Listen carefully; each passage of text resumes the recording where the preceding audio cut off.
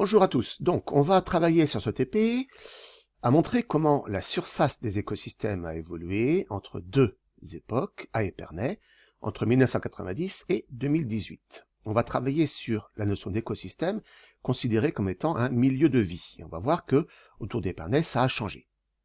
Donc, vous avez un protocole et pour travailler là-dessus, on va utiliser une base gouvernementale que l'on trouve sur le site geoportail.gouv.fr. Donc, on va lancer ce site en utilisant un portant Google Chrome. Donc, je lance ici Géoportail. J'arrive quand je lance Géoportail sur cette page d'accueil.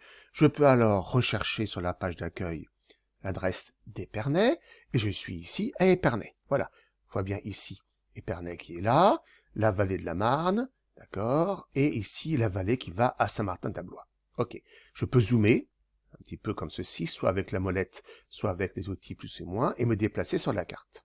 Ça, c'est la carte donc géographique. L'intérêt de Géoportail, c'est qu'on peut superposer sur cette carte d'autres cartes, et notamment des cartes de la couverture du sol. Donc, je vais me placer comme ceci, et je vais rajouter ici, je vais taper ici Land Cover en anglais, couverture du sol. Et vous voyez qu'il y a plusieurs possibilités. Et là, vous avez plusieurs cartes qui correspondent à la couverture du sol à différentes époques. Donc, on va prendre la plus ancienne, 1990, et on arrive sur ceci. À chacune des couleurs correspond un type de couverture. Quelles sont les légendes? Les légendes, vous les avez ici, sur le protocole que vous avez donc déjà téléchargé. Donc là, vous avez les forêts en vert, les tissus urbains continus en rouge, les zones industrielles en violet, les terres arables, c'est les terres cultivées, donc en jaune. Bien. Revenons à Géoportail. Important, je viens ici sur le côté, j'ai mes différentes cartes qui sont ouvertes. Sur la carte de la couverture du sol, je clique sur la molette, je mets une couverture à 100%. Voilà, pour avoir que la couverture du sol, et voilà ma carte. Bien. Qu'est-ce que je vais faire après? Je vais faire une copie d'écran de la région qui m'intéresse. La région qui m'intéresse, c'est Épernay et la vallée de Saint-Martin. Très important, votre capture d'écran doit incorporer l'échelle, parce que c'est avec cette échelle que je vais calculer la valeur des surfaces couvertes par les différents écosystèmes. Pour faire cette capture d'écran, j'utilise l'outil capture. Moi, je l'ai ici en référence. Vous le lancez à partir de la barre de recherche. Éventuellement, vous recherchez capture, d'accord, et vous lancez l'outil capture d'écran. Quand vous lancez l'outil capture d'écran, vous allez faire ici nouveau. Et je vais faire une capture de la région qui m'intéresse. La région qui m'intéresse, elle va incorporer l'échelle. Donc, je vais commencer ici. Et elle va incorporer la région d'Épernay en allant un peu plus loin. Voilà, comme ça. Surtout, repérez bien où vous commencez ici, où vous finissez ici. Parce que ça, c'est la carte. Donc, je vais enregistrer, fichier enregistré sous. C'est la carte donc des écosystèmes. Donc 1990, vous allez enregistrer. Et vous allez faire ensuite une deuxième capture, mais avec la carte en 2018. Donc vous allez ouvrir maintenant Land Cover non plus 90, mais 2018, ici. Hop là. Et vous voyez que ça a un petit peu changé. Ok. Celle-ci aussi, je prends bien la précaution de la mettre à 100% pour ne pas avoir de transparence. Et je vais faire une deuxième capture d'écran maintenant, en regardant la couverture des écosystèmes en 2018. Et je fais très attention de prendre exactement la même carte. Les deux cartes doivent se superposer. Donc ça, c'est ma deuxième couverture d'écran, fichier enregistré sous, donc en maintenant 2018. D'accord? Comme ceci.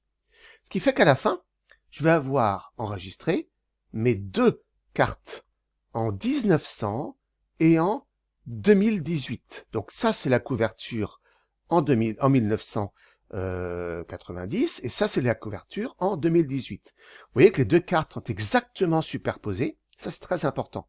Hein. Les deux cartes sont exactement superposées et vous voyez que quand je passe de l'un à l'autre, les couleurs changent. Si les couleurs changent, ça veut dire que la surface des écosystèmes a changé. Bien. Maintenant, il va falloir que je calcule ces surfaces. Pour ça, comme on vous le dit dans le protocole, vous allez ouvrir un logiciel qui va vous permettre de mesurer des surfaces. Ce logiciel s'appelle Mesurim. D'accord? Donc vous allez le lancer à cette adresse qui est là, Mesurim, d'accord, que je copie, D'accord? Donc je vais lancer cette adresse qui va me permettre de mesurer des surfaces. Et vous arrivez sur ce logiciel. Bien. Alors comprenez bien comment on va faire. Je vais ouvrir la première image. Donc je clique sur ouvrir. Si vous bien, voilà, pardon, ici, ouvrir une image. D'accord? Et je vais rechercher l'image correspondant, eh bien, à la première, au premier travail que j'ai fait, qui était la carte ici de, voilà, de 1990. Voilà ma carte. Le logiciel va, pour moi, eh bien, mesurer une surface. Donc, je clique sur mesurer, surface. Mais pour mesurer une surface, il faut définir une échelle, parce que sinon, le logiciel ne saura pas comment fonctionner. Donc, vous allez cliquer sur définir l'échelle, et vous avez ici la méthode. L'échelle, elle est là. Donc, je vais dire au logiciel, je clique gauche, je tire un trait comme ça, et je vais dire au logiciel, ce trait qui est là, d'accord? Ce trait qui est là, il fait 500, je l'ai écrit ici, mètres. Voilà. Donc ça maintenant, et je valide. Le logiciel connaît mon échelle. Je peux alors mesurer une surface, et je vais la mesurer en évaluant les couleurs. Je clique sur une couleur, par exemple en vert, les forêts. Eh bien, le logiciel me dit que ça correspond à une surface qui est indiquée ici, donc en mètres carrés.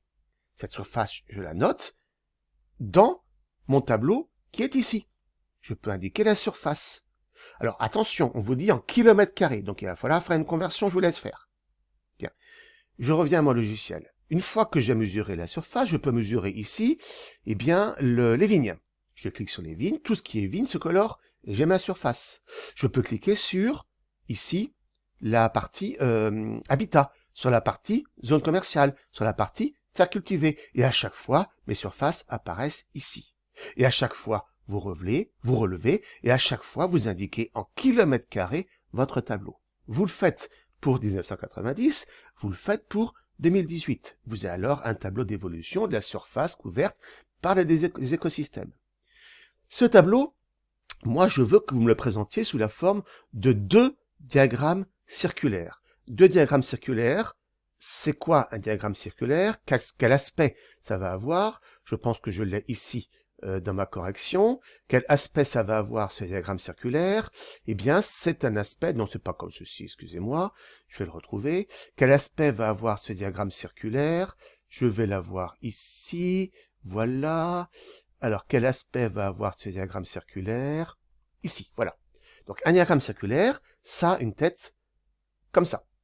D'accord? Donc, je veux que vous me convertissiez ce tableau que vous avez fait ici, attention, ces valeurs que vous avez là sont pas bonnes, en diagramme circulaire. Pour ça, vous allez utiliser, eh bien, LibreOffice ou OpenOffice, comme vous voulez. Je vous avais des résultats en 1990, des résultats en 1998. Attention, ce que je fais là, c'est purement au hasard.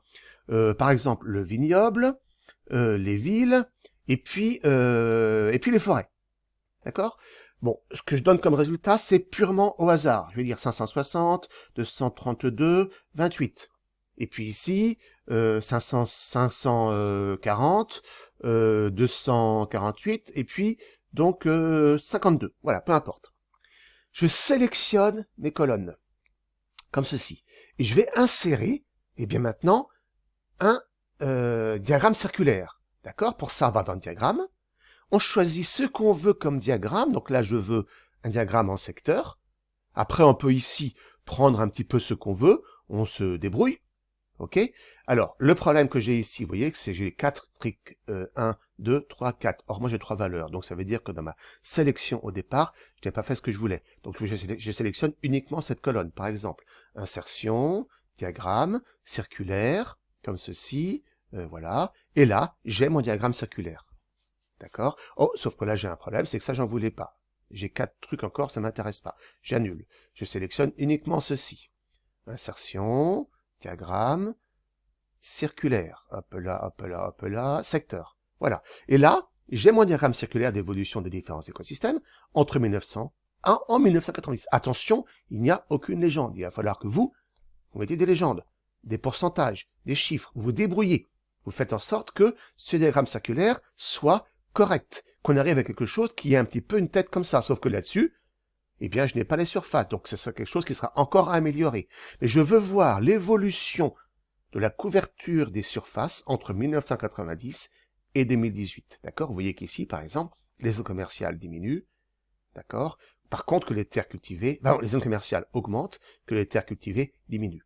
C'est à ça que vous devez arriver. Et tout ça, eh bien, vous devez après m'en rendre compte sous la forme, c'est pas celui-ci, sous la forme d'un compte-rendu. Sur votre compte-rendu sur LibreOffice, je dois avoir une introduction qui présente le problème, vos cartes, le tableau des résultats, les 2 diagrammes circulaires et une conclusion générale qui répond au problème. D'accord? Vous avez du travail, parce que vous allez devoir investir de nouvelles techniques. C'est pas forcément très simple, c'est nouveau pour vous. S'il y a un problème, vous n'hésitez pas, vous me demandez, vous me contactez et je réponds